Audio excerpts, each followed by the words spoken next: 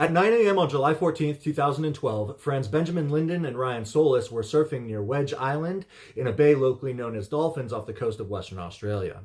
They were right next to another young man named Matt Holmes, who was on a jet ski towing another surfer out to catch waves.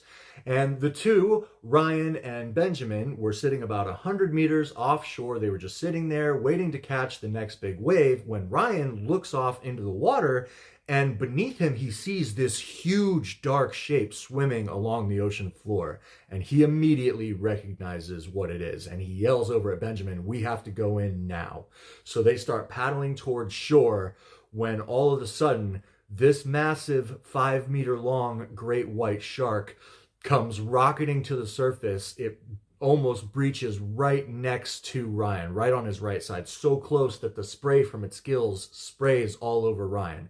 And then the shark goes out in front of his board, off in front of him to the left. It wheels around and it charges at Ryan. And when it gets about a meter away from Ryan, thankfully the shark breaks off its attack. It veers away, but unfortunately it heads straight for Ben, who's about 15 to 30 meters away at this point. Now Ryan, he's actually able to catch like 2 waves that bring him most of the way into shore, but Ben isn't so lucky. And as this shark approaches, Benjamin, he gets his legs up on his board to get him out of the water, and it looks like he's getting ready to kick this shark if he needs to defend himself. But unlike the shark did with Ryan, this shark does not veer away. It comes lunging out of the water, and it grabs Benjamin by the legs, and it just drags him off of his board.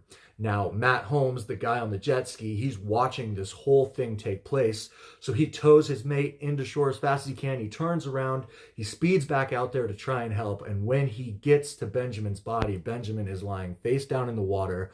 One of his legs has been completely removed, torn off at the hip. The other one has been removed about halfway down, and he's just lying there face down. Now, the shark is circling Benjamin's body, but Matt, he wants to retrieve Benjamin, even though he knows he can't really save him. He wants to retrieve him, so he goes to reach for him, but this shark comes barreling up in between the jet ski and Benjamin's body, and it rams the jet ski. Matt said it was almost like the shark was trying to ram him off of the jet ski. So Matt, he circles back around, makes another attempt, but before he gets back, the shark comes up, it grabs Ben's body, and it dives down with it.